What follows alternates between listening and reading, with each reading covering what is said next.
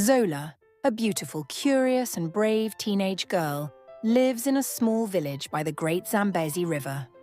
The river has always been a source of life and joy for the village, providing fish, water, and beautiful sunrises. But today, something is different. Zola stands at the river's edge, staring at the water that has receded farther than ever before. The once bustling river is slowly drying up. Zola's friends play by the shore, splashing in what little water remains, but she can't shake the uneasy feeling that something is wrong. Her parents have noticed the water levels too, but blame it on the dry season. Still, Zola feels that it's something more. Why is the river so low? Zola wonders aloud, her heart heavy with worry. As Zola gazes at the river, deep in thought, she hears a faint whisper. At first, she thinks it's the wind, but the sound persists.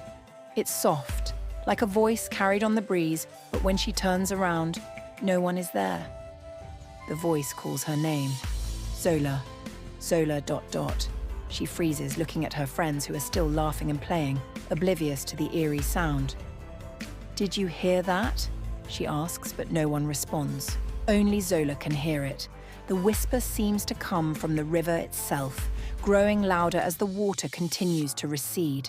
Confused and scared, Zola takes a step back. Is the river trying to tell me something? As the days pass, the river continues to shrink, and the whispers grow more frequent. Zola hears them every time she goes near the riverbank. Her parents tell her not to worry. Rivers dry up sometimes, they say, but Zola knows this is different. At night, she dreams of the river, and in her dreams, the water is completely gone, replaced by an endless dry bed, cracked and lifeless. In her dreams, she sees strange figures in the distance, ghostly warriors standing where the river used to flow. They stare at her with glowing eyes, silent and still, as if waiting for something. The dreams are so vivid that Zola wakes up in a cold sweat, her heart racing. She tells her parents, but they brush it off as nightmares. It's just your imagination, they say. But Zola knows these dreams are a warning. One night, Zola has the most intense dream of all. In the dream, she is standing by the dry riverbed again, but this time, the sky is dark and filled with swirling clouds. The ghostly warriors are back, but now they move closer, their glowing eyes fixed on her. One warrior steps forward, his voice deep and echoing as he speaks. The river's secret must be revealed, or all will be lost. Zola tries to ask what he means, but the dream ends abruptly, and she wakes up with the words still ringing in her ears.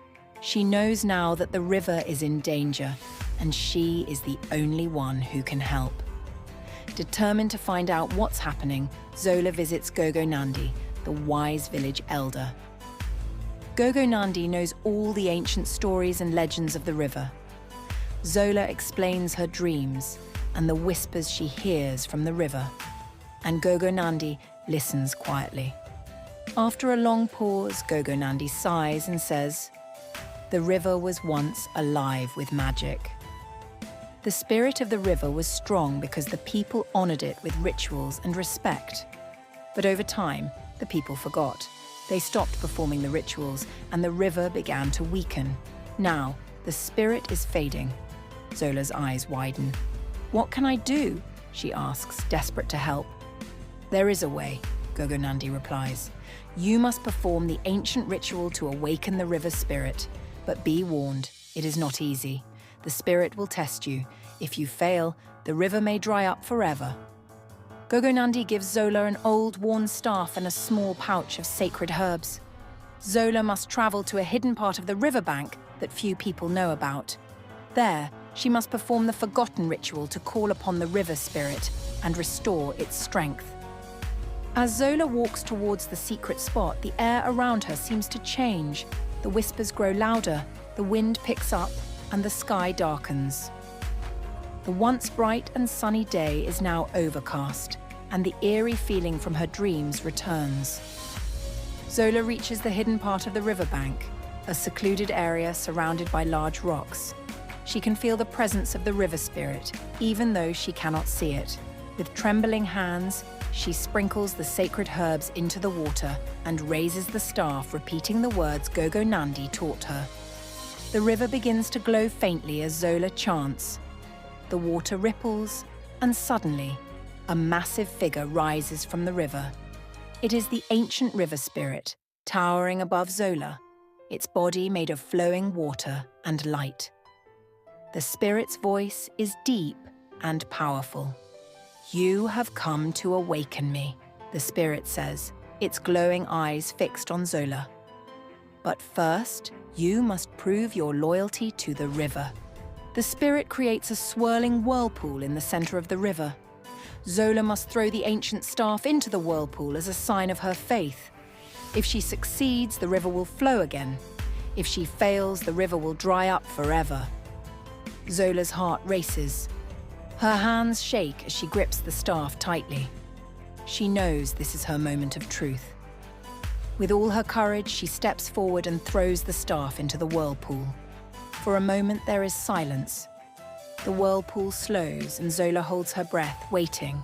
Then, the river spirit smiles and the water begins to rise. Slowly at first, then faster, the river fills with water again, flowing stronger and more vibrant than ever before. The sky clears, and the dark clouds are replaced by sunlight.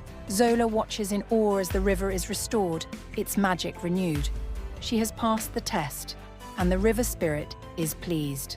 The whispers disappear and the eerie feeling is gone, replaced by a sense of peace and balance. Zola returns to the village, where the people cheer and celebrate the return of the river. From that day forward, the villagers never forget the lessons of the river spirit. Every year, they hold a special ceremony to honor the river and its spirit, making sure it remains full, clean, and healthy. Zola, now a hero in her village, smiles as she watches the river flow, knowing that as long as they remember the river's secret, it will never run dry again. In conclusion, Zola learned that the river was more than just water. It was life, and it needed respect and care to keep flowing. And now the river and the village lives in harmony, forever connected by the ancient bond between people and nature.